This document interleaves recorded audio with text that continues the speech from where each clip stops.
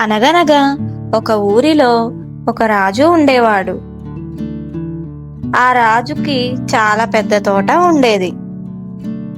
ఆ తోటకు కాపలాదారుడిగా సూరయ్య, అతని భార్య నరసమ్మతో కలిసి ఆ తోటలో ఒక చిన్న ఇల్లులో నివసించేవారు. ఒకరోజు ఉదయం సూరయ్య తోటలో తిరుగుతుంటే కొన్ని చెట్లు ఆకులు తినబడినట్టు కనిపించాయి.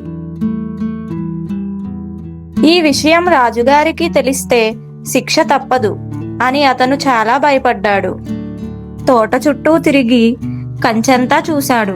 ఎక్కడా రంధ్రం లేదు.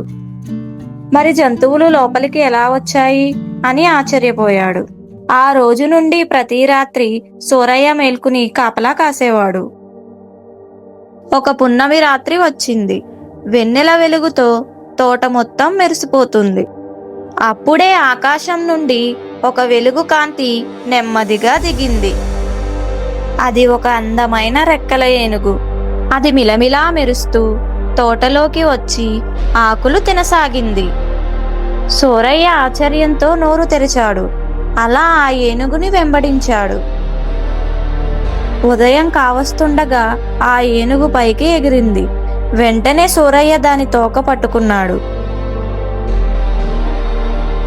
ఆ ఏనుగు సూరయ్యను ఒక వింతల ప్రపంచానికి తీసుకెళ్ళింది. అక్కడ భవనాలు బంగారంతో మెరుస్తున్నాయి. జంతువులు ఆకాశంలో ఎగురుతున్నాయి. పక్షులు మనుషుల్లా మాట్లాడుతున్నాయి. పాములు తోకలపై లేచి నాట్యం చేస్తున్నాయి. సూరయ్య ఆశ్చర్యంతో చూశాడు. సూరయ్యకి కావలసిన అక్కడున్న వస్తువులన్నీ మూట కట్టుకున్నాడు. పున్నమి రోజు మళ్ళీ ఏనుగు తోక పట్టుకుని భూమికి వచ్చాడు. సూరయ్య ఈ వింతలన్నీ ఊరంతా చెప్పాడు. కొందరు నమ్మలేదు. మిమ్మల్ని కూడా తీసుకెళ్తాను అని అన్నాడు.